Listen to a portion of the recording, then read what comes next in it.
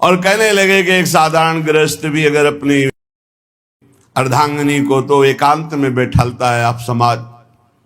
अंबाजी ने कहा कि तेरी बुद्धि राक्षसी हो गई है, तू भगवान शिव को उपदेश कर रहा है। अरे हम दोनों में कोई भेद है? शिव और शिवा में कोई भेद है? तू भेद देख रहा है? कोई साधारण स्त्री पुरुष है? जो शिवा है वही शिव है, जो शिव है वही शिवा है। भेद बुद्धि देखने वाले जा तो आसुरी भाव को प्राप्त हो। वही वृत्तासुर के रूप में प्रकट हुए। ये हम बताना चाहते कि गोपी भाव या सहचरी भाव या राधा चरणारविंद की प्रीतिमयी उपासना है तो बहुत निष्कामता की चरम अवस्था है। देखो अंतिम समय है, हाथ में भयानक अमोघ वज्र लिए हुए देवराज इंद्र सामने खड़े हैं, लेकिन भगवान का भक्त है, नामे भक्ता प्रणश्यति। असुर भाव को प्राप्त है वृत्तासुर जी। इस समय उस अंतिम समय देख करके भगवान से प्रार्थना करते हैं, ननाक पृष्ठम। ये भक्त की स्थिति अभी गोपी भाव और से ये तो बहुत चरम सीमा की ऊंचाई की बातें हैं। एक भक्त का हृदय, हाथ में विशाल अमोघ वज्र, जिसको जानते हैं प्रहार अमोघ है, एक बार प्रहार हुआ कि नष्ट हो जाऊंगा, उससे बच नहीं पाऊंगा। निर्भय होकर के उस समय भगवान का चिंतन करते हुए श्री परम भागवत वृत्तासुर जी कैसे कह रहे, क्या स्थिति है भक्त की। गोपी भाव और सहचरी भाव, इनमें कितनी निष्कामता है, वहां तो प्रवेश ही नहीं पाओगे। अभी निष्कामता की चरम सीमा को समझना। एक भक्त की चरम सीमा देखो निष्कामता की। ननाक पृष्ठम न च पारमेष्ठ्यम न सार्वभौमम न रसाधिपत्यम न योग सिद्धिरपुनर्भवम वा समंजसत्वा विरहय कांक्षे अजात पक्षा इव मातरम खगा स्तन्यम यथावत्स तरा क्षुधार्ता प्रियम प्रियेव विषितम विषण्णा मनोरविंदाक्ष दिदृक्षते त्वाम। सामने देवराज इंद्र वज्र लिए प्रहार के लिए उद्यत है। भगवान का चिंतन करते हुए देख रहे हैं, मानो भाव में भगवान सामने हो। कह रहे, हे सौभाग्य निधे, हे करुणा निधान, मेरी अंतिम इच्छा है, मैं आपको छोड़कर इंद्र का पद नहीं चाहता, ब्रह्मा का पद नहीं चाहता। अंतिम समय कोई झूठ थोड़ी बोलेगा। महाभागवत वृत्तासुर की स्थिति क्या है, मैं आपको छोड़कर इंद्र का पद, ब्रह्मा का पद, सार्वभौम सम्राट पद, पाताल का एकाधिपत्य, योग की सिद्धि या मोक्ष, ये कुछ नहीं चाहता। एक भक्त की अंतिम स्थिति। आप विचार कीजिए, गोपी जनों में या सहचरी जनों में कहीं किसी भी कामना की गंध। अरे साधारण भक्ति जब रंग लाती है तो ब्रह्मादि के भोग सब विषम लागता नारायण ब्रज चंद की लगन लगी है जाए। अभी ये सब अभी भक्ति का रंग नहीं आया, इसलिए समझ नहीं पाते। मुझे नहीं चाहिए। अंतिम समय वृत्तासुर जी कह रहे, न नाक पृष्ठम न च पारमेष्ठ्यम न सार्वभौमम न रसाधिपत्यम न योग सिद्धि पुनर्भवम वा समंजसत्वा विरहीय कांक्षे। क्या चाहते हो? आपके विरह में तड़पना। मुझे ये सब नहीं चाहिए। कैसे तड़पन? बोले जैसे पक्षी का जो बच्चा होता है उसके पंख नहीं निकला और वो घोंसला में बैठे हुए केवल अपनी मां पिता की बाट जोहता रहता है, क्योंकि उड़ सकता नहीं। उसका उदर पोषण उसी मां की चोट से लाए हुए पानी और दाने से होगा। वो केवल बाट जो होता रहता है, अजात पक्षा इव मातरम खगा। ऐसे हम केवल आपकी बाट जो है, केवल आपके लिए तड़पे। और जैसे मातर स्तन्यम यथावत्स तरा सुधारता, छोटा बछड़ा जैसे अपनी माता गौ के दूध से उसका पोषण होता है, बस वो विकल होकर के गौ के दुग्ध का चिंतन, कैसे मेरी माँ आवे और मुझे पिलावे, बस ऐसे। जैसे जिस चिड़िया के बच्चे के पंख नहीं निकले, अजात पक्षा इव मातरम खगा, वो अपनी माता की बाट जो होता है, स्तन्यम यथावत्स सरा सुधारता, जैसे छोटा बछड़ा गैया का चिंतन करता है क्योंकि उसी से उसका भरण पोषण होता है। और जैसे प्रियम प्रिय वो विश्रुतम विषण्णा, पतिव्रता पत्नी अपने प्रीतम जो दूर देश गए हुए हैं, रात दिन उन्हीं के चिंतन में व्याकुल होकर डूबी रहती है। हे कमल नयन, मेरा मन आपके विरह में ऐसे डूबे, ऐसे आपके दर्शन के लिए मनोरविंदाक्ष दिदक्षते त्वाम, आपको ऐसे देखने के लिए विकल है। कहीं भी कामना की गंध नहीं है। वृत्रासुर जी के अंतिम समय में एक भक्त की परिपक्व भक्ति का स्वरूप है, मोक्ष तक की अभिलाषा नहीं है। भगवत प्रेम उदय ही होता है उस हृदय में जहां किसी भी तरह की कोई भी लोक परलोक की कोई भी चाह नहीं रह जाती। तब आप समझेंगे कि गोपी प्रेम क्या है, सहचरी प्रेम क्या है। भगवत प्रेम उसी हृदय में प्रकट होता है जहां किसी भी लोक लोकांतर के कोई भी सुख की चाह नहीं होती, निष्कामता। प्रेम में किसी भी स्वसुख की कामना का कोई स्थान ही नहीं रह जाता। अब ये मलिन भोगों में देहाभिमानी फंसे हुए कैसे जानेंगे इस प्रेम को। भगवत प्रेम की साधारण भक्ति की परिपक्व अवस्था को तो जान नहीं पा रहे, फिर गोपी प्रेम या सहचरी प्रेम निकुंज रस की बातें तो बहुत, जैसे ककहरा ना आता हो पीएचडी की बात करनी हो, ऐसा समझ लो। प्रेम जब प्रकट होता है तो लेने की भावना ही खत्म हो जाती, देना ही देना आता है। प्रेमास्पद के सुख के लिए उसकी एक एक वृत्ति होती है। उसके जीवन का उद्देश्य, प्रत्येक कार्य, प्रत्येक चेष्टा, प्रत्येक विचार प्रेमास्पद प्रभु को सुख पहुंचाना होता है। प्रेमी का स्वभाव बन जाता है, प्रेमी का जीवन बन जाता है अपने प्रेमास्पद को सुख पहुंचाना, उनके अनुकूल चलना। प्रेमी यही लोक परलोक के बड़े से बड़े भोगों की बात क्या, 5 प्रकार के मोक्ष देने पर भी वो स्वीकार नहीं करता। सालोक्य सारिष्ट सामीप्य सारूप्यैकत्व मप्युत दीयमानम न गृहणन्ति बिना मत सेवनम जना।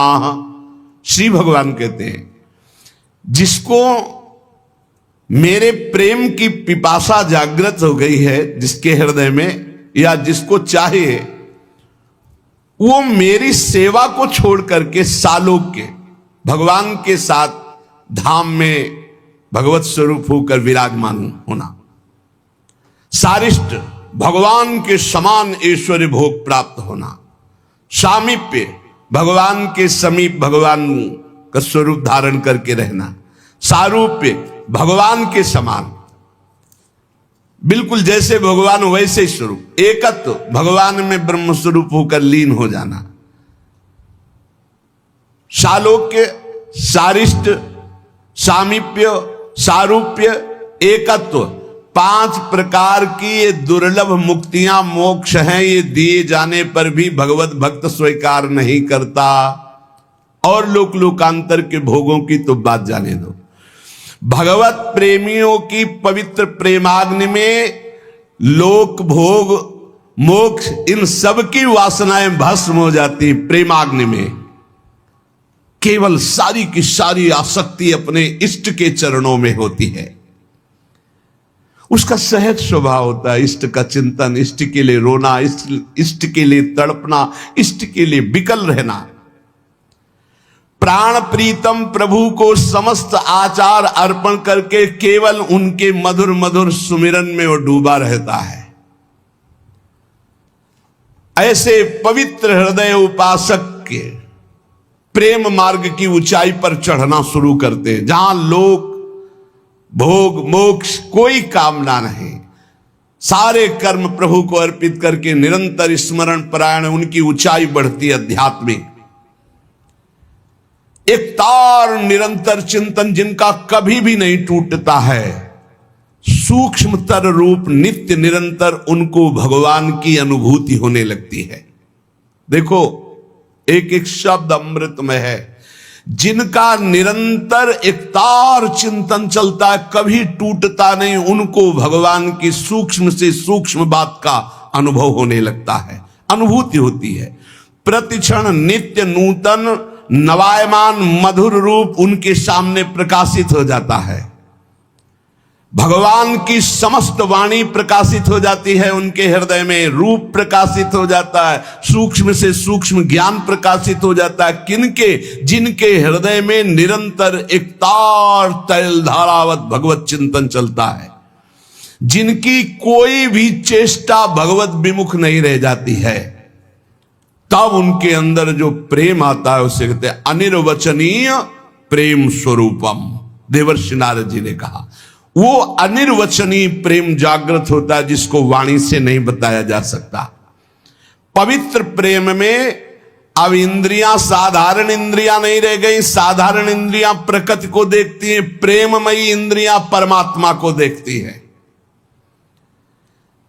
अब उनकी साधारण वासना नहीं रह गई, असाधारण वासना भगवान को सुख पहुंचाने की, सुख सिंधु को सुख पहुंचाने की। स्वयं की भोग लालसा का कोई स्थान ही नहीं रह गया। बुद्धि, मन, प्राण, इंद्रियां सभी नित्य निरंतर परम प्रीतम प्रभु के साथ जाके मिल गए। अब इनके हृदय में शुरू होता है मिलन और वियोग के झकोरे। तन मन के बिछुरे नहीं, पर चाह बढ़े दिन रैन, प्रेम का स्वरूप। और कबहु संजोग न मानहि, देखें भरी भरी नयन। अब मिलन और वियोग नित्य नवीन रस वृद्धि होती रहती है।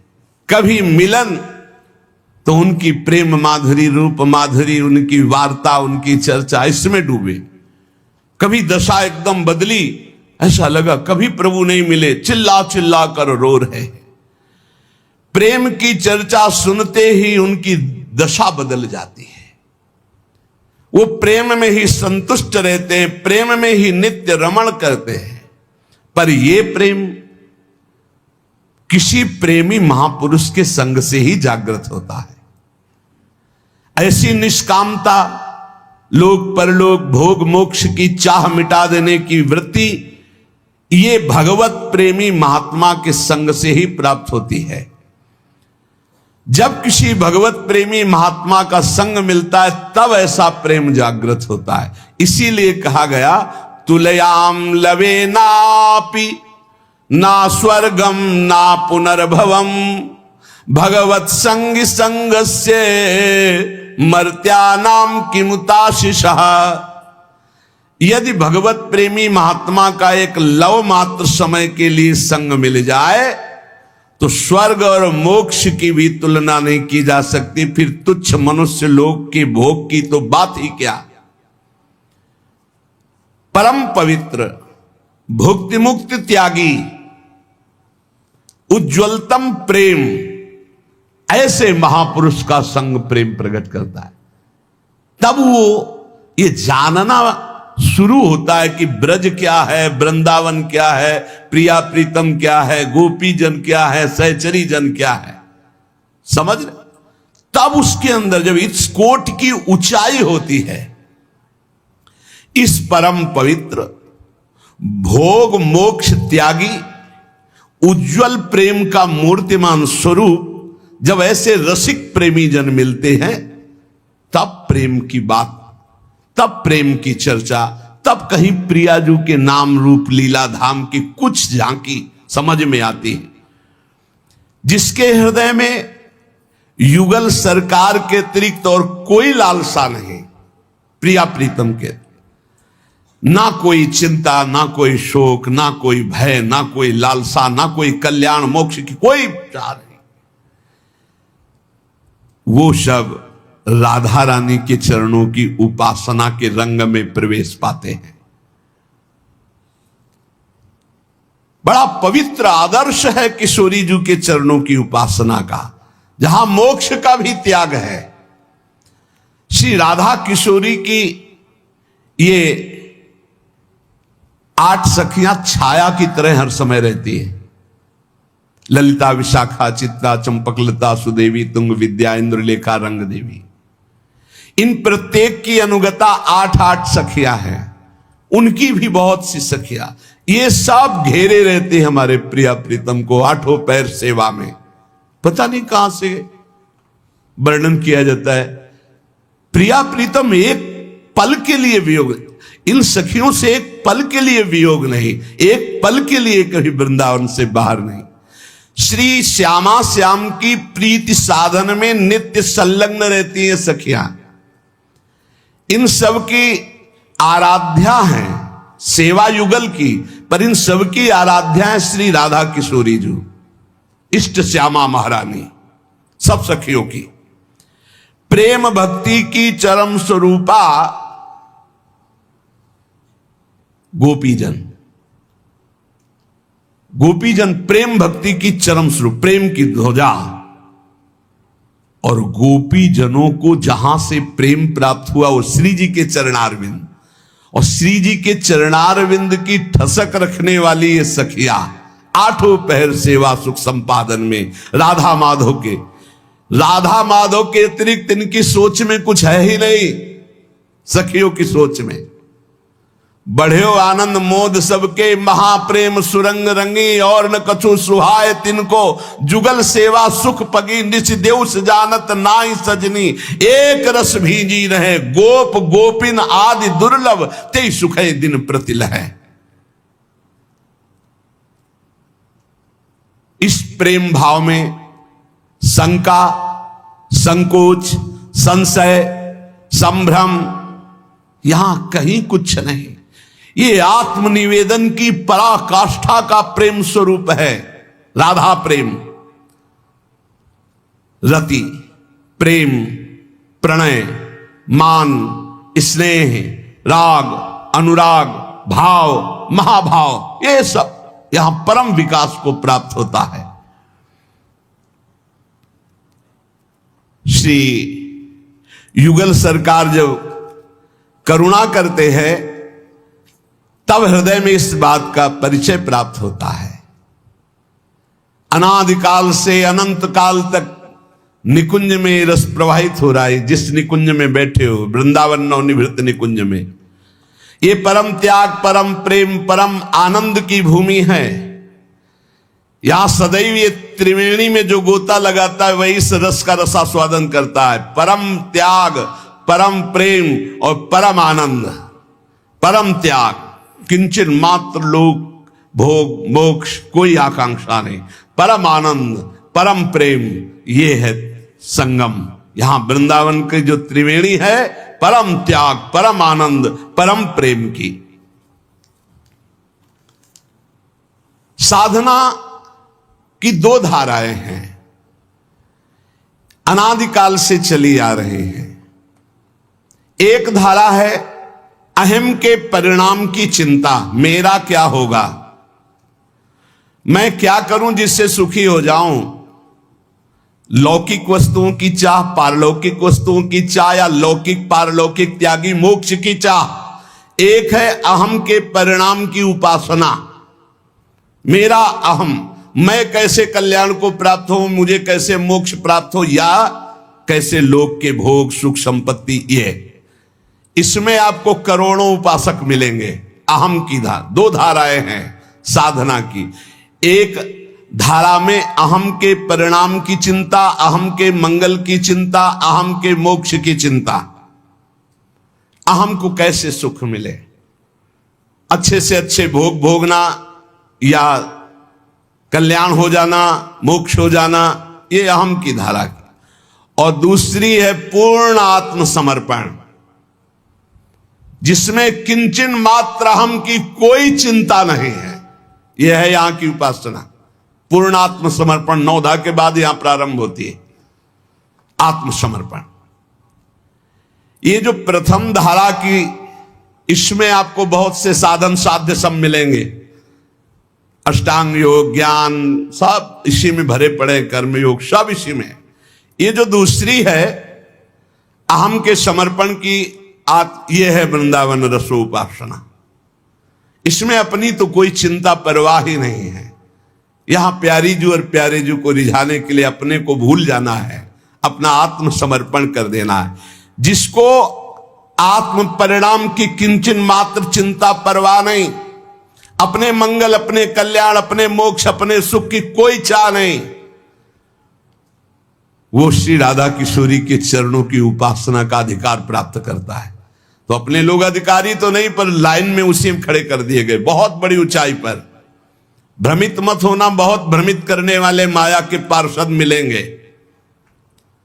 देखो कितनी ऊंचाई है। गीता जी में श्री भगवान ने कहा, सर्वधर्मान परित्यज्य मामेकम शरणम ब्रज अहम त्वाम सर्व पापेभ्यो मोक्षयिष्यामि मा शुचा।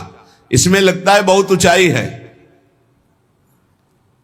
बड़ा सुंदर, अत्यंत महत्वपूर्ण उपदेश, समर्पण की चरम सीमा दिखाई दे रही है। पर कह रहे हैं इसमें देख लो, प्रलोभन दे रहे हैं भगवान। अहम त्वाम सर्व पापेभ्यो मोक्षयिष्यामि मा शुचा। मैं तुम्हें समस्त पापों से बचा लूंगा, पापों का नाश कर दूंगा, तुम्हारा मंगल कर दूंगा, तुम्हें पवित्र कर दूंगा। आओ तुम हमारी शरण में आ जाओ।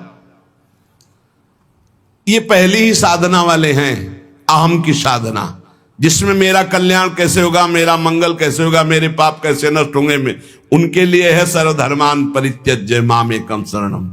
अभी वृंदावन रस की शरणागति की बात नहीं हो रही है। इसीलिए कहते हैं जब रसिकों के संग बैठोगे तब सूत्र सुलझेंगे नहीं, ऐसे क्या समझ पाओगे। अपने अहम के मंगल की भावना का पूर्ण उत्तर है सर्वधर्मान परित्यज्य मामेकम शरणम व्रज तो अहम त्वाम सर्व पापेभ्यो मोक्षयिष्यामि मा। ये तो सर्वाणि कर्माणि मयि सन्न्यस्य मत्पराः अनन्येनैव योगेन माम ध्यायन्तु उपासते तेषाम् अहं समुद्धर्ता मृत्यु संसार सागर। ये सब पहली लाइन वाले हैं। साधना दो प्रकार की, एक अहम की और एक अहम के समर्पण की। ये अहम के समर्पण की नहीं है, अहम का समर्पण हो रहा है अहम के कल्याण के लिए, अहम के मंगल के लिए, सर्व पाप नाश के लिए भगवान यहां बोल रहे। आगे बढ़ते हैं, हमारा बंधन से छुटकारा हो जाएगा, हमें मोक्ष मिल जाएगा, हम परम सुखी हो जाएंगे। भगवान भी प्रलोभन दे रहे, आओ, उत्तम बात है और सत्य है, और लाखों करोड़ों मोक्ष को प्राप्त हो गए इसी दोहे से। यहां हम प्रथम वार्ता कर रहे हैं प्रथम साधन की। मोक्ष की इच्छा है, पापनाश की इच्छा है, अपने मंगल और अपने कल्याण की इच्छा है। अभी राधा किशोरी के चरणों की बात नहीं कर रहे, अभी वहां की शरणागति की बात नहीं। बंधन से, वेदना से, काम क्रोध से, पाप से मैं छूट जाऊंगा, आनंदित हो जाऊंगा, झंझट खत्म हो जाएगी, बड़ा मंगल हो जाएगा, आकांक्षा है। वही गीता में आगे चल करके भगवान एक नई स्थिति बता रहे हैं, जहां किसी भी बात का प्रलोभन नहीं दिया। का ब्रह्म भूता प्रसन्नात्मा न सोचती न कांक्षति समः सर्वेषु भूतेषु मद भक्तिम लभते पराम। या कोई पापनाश की बात नहीं कही। साधक मन में पाप हो गया है, उसका नाश कैसे होगा, और सर्वधर्मान परित्यज्य। आओ इस लाइन पे, यहां कह रहे हैं जो ब्रह्मभूत है वो प्रसन्नात्मा है, उसके अंदर न सोच रहती न कोई आकांक्षा रहती है। स्वयं भगवान अपने आप आकर के मिलते हैं, आनंद प्रदान करते हैं, उसको मिलन की भी आकांक्षा नहीं होती।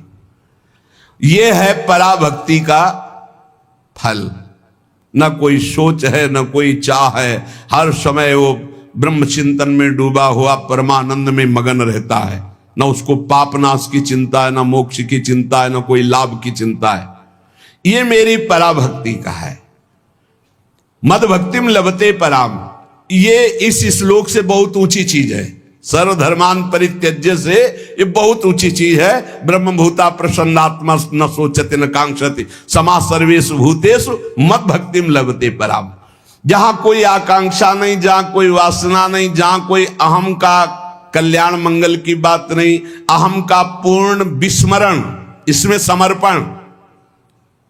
सर्वधर्मान परित्यज्य मामेकम शरणं व्रज, अहम का समर्पण अहम के मंगल के लिए, और इसमें अहम का विस्मरण, न सोचति न कांक्षति प्रसन्नात्मा मद भक्तिम लभते पराम। पर यहां प्रेम की अभी कोई स्थिति नहीं बताई गई। इसके आगे की धारा जब बढ़ती है, इसके आगे प्रसन्नात्मा न सोचति न कांक्षति, अब सोचति और कांक्षति दोनों आगे बढ़ी। इसके आगे क्या सोच? सोच प्रेम की, आकांक्षा प्रेम मूर्ति युगल सरकार के सानिध्य और सेवा की। ये उससे भी आगे की बात है। यहां आती हैं सखियां, ये सब श्री जी के अंश स्वरूपा हैं। ये भावधारा की मूर्तिमान प्रतिमा हैं। ये प्रेम की आदर्श हैं। इनका जीवन राधा है।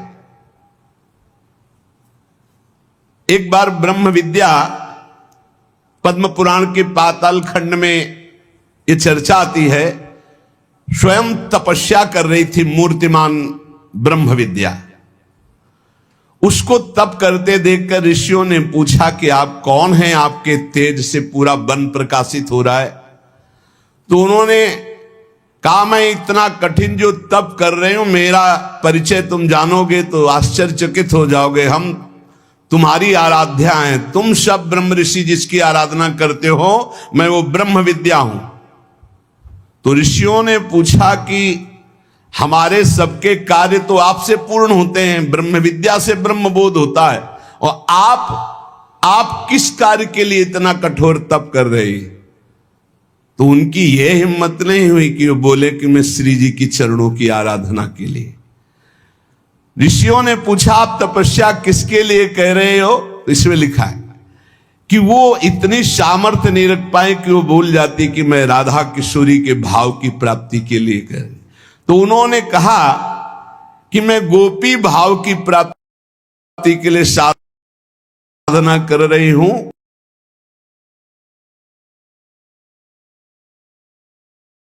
कि मैं एक गोपी बन जाऊं और श्री कृष्ण परमात्मा तत्व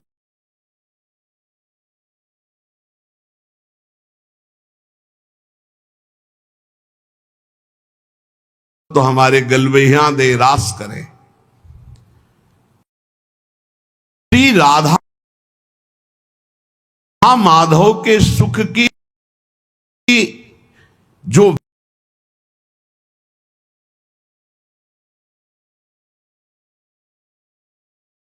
वृत्ति प्रकट होती उसे सहचरी कहते।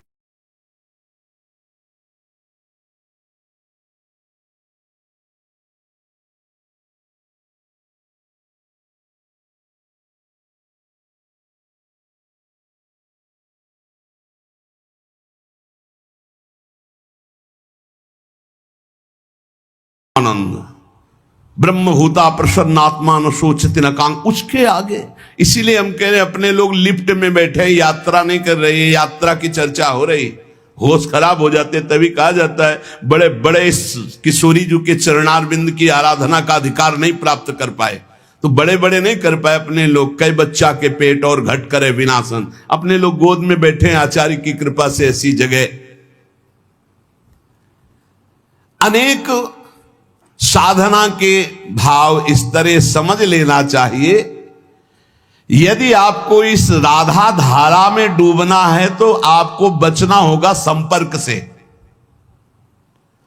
जो जैसे भगवान की भक्ति करें, सब महान है, सबके चरणों की वंदना है, पर अपने को सबसे बचाकर बुद्धि रखने की कहीं संक्रामक भाव न पैदा हो जाए, उनके संग का दोष कहीं हमारे अंदर न पैदा। 1000 बार राधा महिमा सुनोगे कम बैठेगी, और एक बार आप राधा जी की अवहेलना सुनोगे बैठ जाएगी मन में। इतना समझ लो कि इस प्रेम राधा धारा में प्रवेश पाने के लिए आपको अपनी बुद्धि को बचाना होगा, ऐसे लोगों से बचाना होगा जो इस रस से अनभिज्ञ हैं, ऐसे लोगों से दूरी बनानी होगी जो वृंदावन रस का परिचय नहीं जानते हैं उनसे। तभी तो कहा भगवत रसिक रसिक की बातें रसिक बिना को समझ सके ना। जो अन्य लोगों से प्रभावित हो जाते हैं वो इस राधा भाव के साधन को भी नहीं समझ सकते। जो इस भाव में ज्ञान कर्मादि संस्पर्श शून्य हृदय, ये ज्ञान कर्मादि संस्पर्श शून्य हृदय, वो राधा भाव। जहां ज्ञान और कर्म संस्पर्श लेस का भी अभाव है, तो क्या यहां अज्ञान है? तो क्या इनकी साधना में कोई क्रिया नहीं है, क्रिया का अभाव है? ज्ञान कर्म शून्य, ज्ञान कर्मादि संस्पर्श शून्य, तो क्या यहां अज्ञान है? क्या इनकी साधना में कोई क्रिया नहीं? नहीं, इनके यहां क्रिया का अभाव नहीं है, न ज्ञान का अभाव है, न अज्ञान की सत्ता है। समझना, यह विलक्षण प्रेम मार्ग है जहां पूर्ण ज्ञान होते हुए भी ज्ञान की सत्ता नहीं है। क्या अमृतमयी बात! पूर्ण ज्ञान होते हुए भी ज्ञान की सत्ता नहीं है। जहां जीवन में एक एक क्षण एक एक पल युगल सरकार की सेवा क्रिया में रममाण होते हुए भी क्रिया का सर्वथा अभाव है। संपूर्ण ज्ञान होते हुए ज्ञान की सत्ता नहीं है। प्रतिपल सेवा परायण होते हुए क्रिया कर्म का अभाव है। क्षण भर के लिए भी अवकाश नहीं है, पर प्रेम में डूबा हुआ उसे सुध नहीं है। वो कभी ना सोता है, ना अलसाता है, ना कहीं वो भागकर एकांत जंगल गुफा में जाता है। वो जहां है वही उसी में रमण कर रहा है। चलते फिरते उठते बैठते खाते पीते सोते जागते हर समय केवल श्यामा श्याम। उसके पास कर्म बल नहीं है, लेकिन कर्म हो रहा है। ज्ञान बल नहीं है, पर अखंड ज्ञान है उसको। उसके पास है क्या? भाव। तभी वो राधा किशोरी की तरह भावोत्सवेन भजताम रसकाम धेनुम। ज्ञान संस्पर्श शून्यता, कर्म संस्पर्श शून्यता, भाव की स्थिति, पूर्ण ज्ञान, हर क्षण कर्म परायण सेवा कर्म, लेकिन उसका कहीं कोई फल, कोई आकांक्षा, कोई कर्ता भाव है ही नहीं। बहुत उच्च कोटि की दशा। उपासक भुक्ति मुक्ति स्पृहा यावत पिशाची हृदय वर्तते तावत प्रेम सुखास्यात्र कथम अभ्युदयो भवेत्। जब तक ये भोग मोक्ष रूपी पिशाची हृदय में वर्तमान है, तब तक प्रेम का अभ्युदय नहीं होता, प्रेमांकुर का प्रादुर्भाव ही नहीं होता। भगवत पार्षदों में कोई कामना नहीं होती, फिर श्री जी की सखियों में कहां? अति उत्तम जो अधिकारी प्रेम मार्ग का होता है, तो देखो परम ज्ञानी भगवत पार्षद उद्धव जी महाराज जब वो वृंदावन में आए और प्रेमी स्वरूप गोपी जनों के दर्शन किए, उनसे संभाषण किया, तो जो ज्ञान सुख था वो उन्हें फीका लगने लगा। जो श्री कृष्ण के समीप उनके पार्षदत्व का सुख था वो फीका लगने लगा। अब लगा कि मैं इस भाव को कैसे प्राप्त करूं जो गोपी जनों में प्रेम विराजमान। लगा ये भाव तो हमारी सामर्थ्य नहीं कि मैं धारण कर सकूं, तो इनकी चरण रज तो धारण कर सकता हूं। तब वो कहते मुझे कोई लता गुल्म औषधि बना दो वृंदावन की, जिससे गोपांगनाओं की चरण धूल मेरे ऊपर पड़ती रहेगी तो मैं निहाल हो जाऊंगा। जो भगवत पार्षद बृहस्पति शिष्य श्री उद्धव जी जैसे ज्ञानी महात्मा जहां अपने को असमर्थ मानकर उनकी चरण धूलि पाने की आकांक्षा करते हैं वो गोपी भाव, और जहां से गोपियों को प्रेम प्राप्त हुआ है वो श्री किशोरी जी के चरणारविंद, और उन चरणारविंद के भाव राधा भाव को प्राप्त करने के लिए आप विचार करो किसमें सामर्थ्य है। श्री कृष्ण के प्रेम सुख कामना को पूर्ण करने वाली गोपियां कोई कामना युक्त भगवान से नहीं लगे हुए, वो श्री कृष्ण सुखैक मात्र, ये अंतर की बात है। अरे आप साधारण आप देखो, जिससे आपको प्रेम होता है, पुत्र से, मां से, किसी से भी कोई भी अच्छी चीज देखोगे तो आपको लगेगा उनके लिए ले चलो, जिससे प्यार है उसकी याद आएगी, और उसके लिए जब कोई खान पान कोई अच्छी लौकिक बात कह रहा हूं तो उसकी याद, ये उनको ले चलो जिससे भी प्यार है। और जब आपको प्रभु का प्रेम प्रकट होगा तब तो विस्मरण ही हो जाएगा इस मायाकृत। ये मायाकृत जितना स्वाप्निक जगत है ये तो बहुत थोड़ी साधना करने पर विस्मरण होने लगता है, प्रेम की स्थिति तो बहुत ऊंची होती है। इस धरा पर, धरा माने भूमिका पर जब साधक उतरता है बहुत उच्च कोटि की अवस्था होती है, जब प्रेम की दशा, प्रेम की भाव दशा। परीक्षित जी को गोपीजनों की रास रस का वर्णन जब सुना रहे सुखदेव जी तो उन्होंने प्रश्न कर दिया, तो जब देखा परम पवित्र परमहंस श्री सुखदेव जी ने कि तो भौतिक प्रश्न कर दिया कि भगवान का अवतार धर्म के लिए हुआ है, एकांत में ऐसा ऐसा।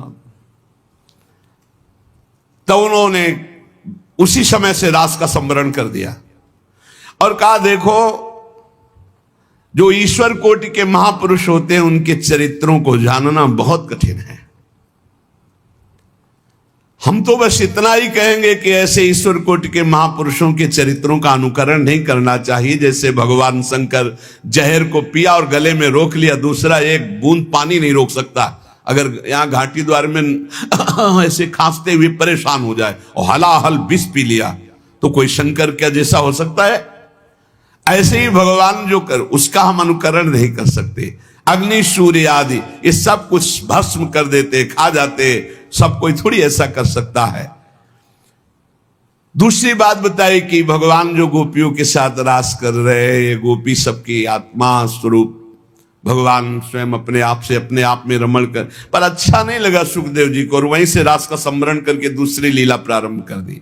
तो यहां कह रहे हैं कि परीक्षित जैसे महापुरुष के भी हृदय में इस रस के विषय में प्रश्न खड़ा हो गया, इसीलिए इस महारस को बड़ा गुप्त रखा गया है। यहां किंचन मात्र काम की गंध भी नहीं, कामना की गंध नहीं, ये इतना ऊंचा भाव है कि जब प्रेम प्रकाशित होगा तभी आप इसको जान सकते हैं। जब कोई उपासक भगवत प्रेमी महात्मा के संग से उपासना करता है तो उसके अंदर आनंद प्रकट होता है। ध्यान से सुनिएगा, आनंद प्रकट होता है। जब आनंद बढ़ता है तो वो रूप धारण करता है रति का, रति।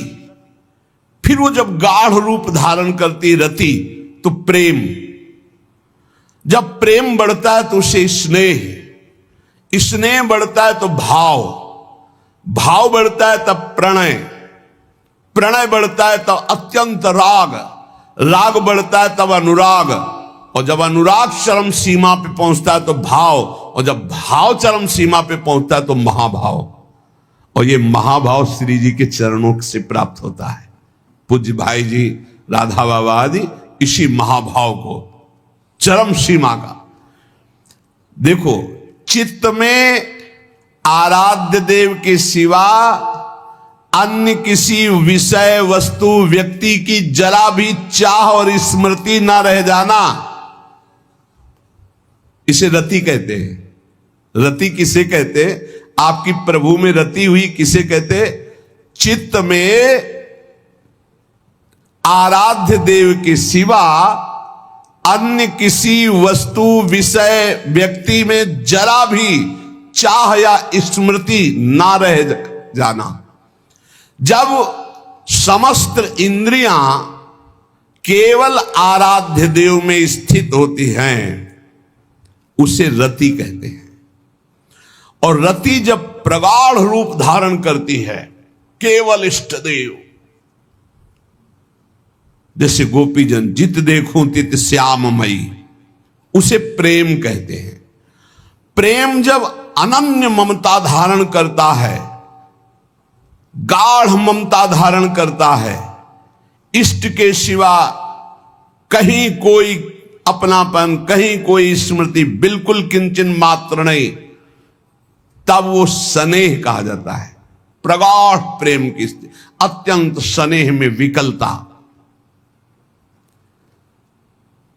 जब केवल चित्त द्रवित द्रवित मात्र, वो थोड़ी थोड़ी देर में रोता रहता है, ये स्नेह। द्रवित चित्त की स्थिति ऐसी प्रगाढ़ होती है कि उसी स्वाद में वो डूबा रहता है। किंचन मात्र प्रतिकूल चिंतन, प्रतिकूल भाव, प्रतिकूल आकर्षण नहीं पूरी सृष्टि में। तब स्नेह का माधुर्य रस अधिक बढ़ता है, और जब वो माधुर्य रस अधिक बढ़ता है तब वो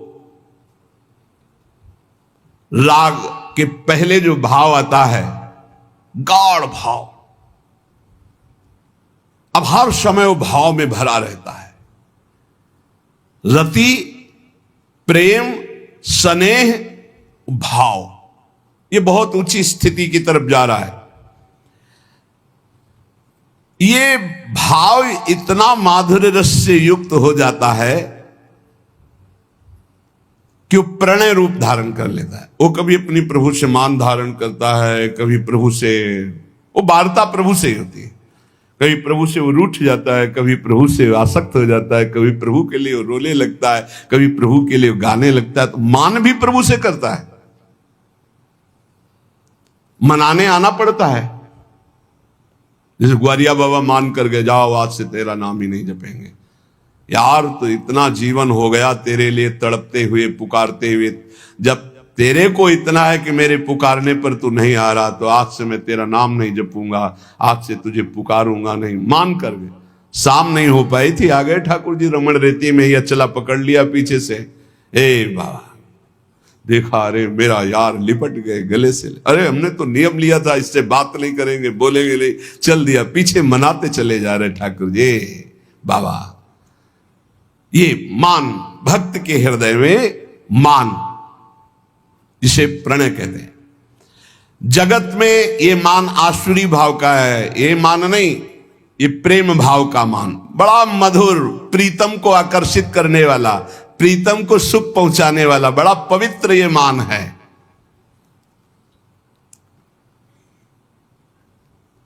इसी भाव की चरम अवस्था कभी कभी निकुंज में भी प्रकाशित हो जाती है, दो प्रकार से। कभी अंतर्मुख हो गए तो लालजू को लगता है प्रियाजू मान धारण कर लिए, या कभी कभी प्रेम की गाढ़ अवस्था में मान वृत्ति भी आ जाती है, तो फिर सखियां मनाती है, छाड़ दे मानिनी मान मन धरी बो।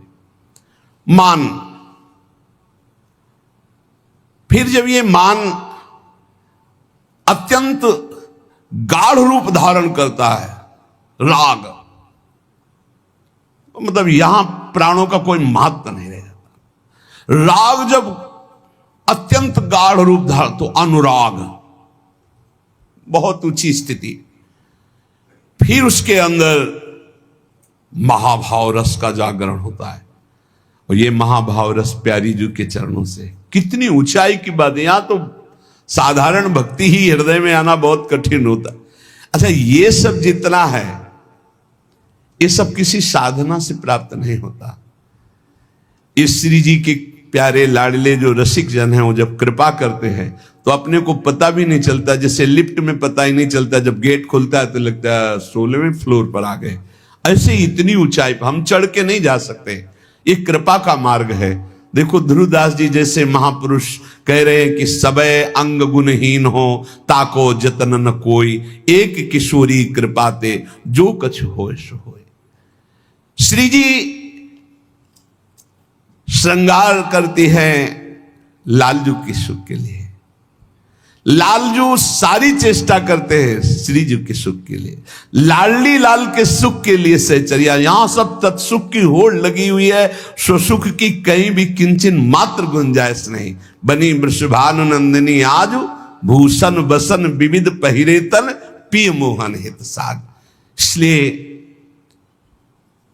प्यारे जू की इस महारसमय उपासना, वृंदावन नित्य विहार रस के जो उपासक महाभाग्यशाली जन जो जुड़े हुए हैं, जो राधा नाम जापक है, जो राधा शरणागत है, सबसे ज्यादा हमको बचने की जरूरत है कुसंग से। हम जैसे हैं हमें कोई चिंता नहीं, हम कामी हैं, क्रोधी हैं, लोभी हैं, मोही हैं, बहुत बड़े बड़े डॉक्टर लगे, ठीक हो जाएंगे हम। श्री जी की एक कृपा कोर से हमारा काम बन जाएगा। लेकिन हमारे भाव तो बचे रहें, हमारे भावों में दूषित भाव ना आने पावे। संसार में तो भक्ति भाव नहीं है, थोड़ा भी परहित भाव नहीं है।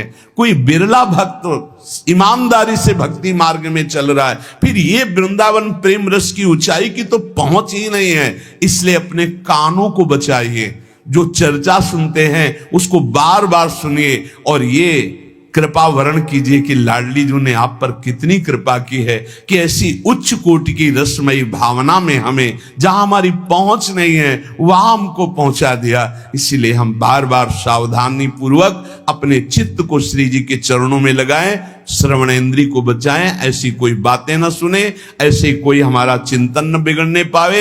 अनंत जन्मों की भटकन के बाद हमें करुणामयी अलवेली सरकार श्री राधा किशोरी के नाम रूप लीला धाम का आश्रय मिला है। अब ये माया अपने पार्षदों से ऐसा बुलवा कर, दिखवा कर, मिलवा कर, कहकर हमको मार्ग से भ्रमित करना चाहे तो कभी, ये कच्चे साधकों के लिए कह रहे हैं।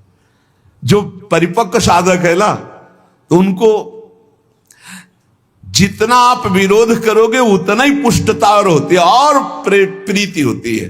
लेकिन जो कच्चा साधक हो तो उसको लगता है कि ऐसा है क्या, बोले भागवत में नहीं लिखा, भगवत गीता में नहीं, कितने ग्रंथ पढ़े हो, कितने शास्त्र है, शास्त्रों का अथाह समुद्र है ज्ञान का। तुम 2-4 शास्त्रों को पढ़ लोगे तो सिद्धांत को जान, अलग अलग सिद्धांत है। प्रेम का सिद्धांत वृंदावन नित्य विहार रस के रसिकों की, यहां वेद रसिकन की बानी, श्री वृंदावन धाम इष्ट श्यामा महारानी, प्रेम देवता मिले बिना सिद्ध होय न कारज। कल कोई एक प्रश्न करता कि आप कहते हो ब्रह्मेश्वरादि सुदरूप पदारविंद, तो इसमें शंकर जी की निंदा नहीं होती कि शंकर जी की भी पहुंच नहीं है? निंदा नहीं होती। अब तुम कितना शंकर जी को मानते हो पता नहीं, शंकर जी से अगर बात तुम्हारी होती है तो पूछ लेना। अगर शंकर जी से बात पूछ लेना कि अरे आज भी जरा भी कोई तो अब वो सब बातें बताई चली जाती है। जैसे जरा भी फोन पहुंच जाए मायके तो फौरन ससुराल में उपस्थित है मायके वाले, डट के नहीं होते। अपनी लाडली लड़की के लिए मायके फोन पहुंच जाए कि आज हमने सुना था कि वो डांटी जा रही थी, तो फौरन पूरे परिवार के आके ऐसे आते हैं महादेव। तुम क्या समझते हो? तुम महादेव जी को भगवान मान करके थोड़ी बारी आराधना अपनी कामनाओं की पूर्ति करने के लिए करते होगे। हमारे तो अब उसके आगे वर्णन क्या करें। सच्ची बानी है, महादेव जी की कृपा से प्राप्त। हम जो बात यहां कह रहे हैं उसको समझो। आप महादेव जी की जटाओं में गंगा जी देखते हैं, यह क्या श्री कृष्ण का चरणोदक नहीं है? आप काट सकते हो? शास्त्र में लिखा हुआ गांगम बारी मनोहारि मुरारी चरणच्युतम त्रिपुरार शिरश्चारि पापापहारि पुनात्माम। क्या तुम ये स्वीकार नहीं कर सकते कि भगवती गंगा श्री कृष्ण का चरणोदक है जो महादेव माथे पे स्वीकार करते हैं? क्या तुम समझते हो? अरे महादेव जी ने भेजा है। तुम जितना महादेव जी को भजते हो, भगवान शिव कृपा करें तुम पे, पर पूरा जीवन ही महादेव रहे। महादेव की निंदा नहीं। जैसे हम कहते हैं जितनी देवी शक्तियां श्री जी के अंश से हैं, हम निंदा नहीं करते हैं, हम ये आपको तत्व की बात बता रहे हैं। अब आप उसको ना समझो, कह दो हमारी काली देवी को अंश। भैया हम काली में भी राधा देखते हैं, तुम राधा में भले काली ना देख पाओ, लेकिन हम काली में राधा देखते हैं। देखा उस दिन आवेश में बोल रहे थे तो शुंभ ने शुंभ का मर्दन करने वाली कौन? हमारी श्री जी के ही अंश से। अंश का मतलब क्या होता है? वही श्री जी, कोई दूसरा नहीं, कोई दूसरा।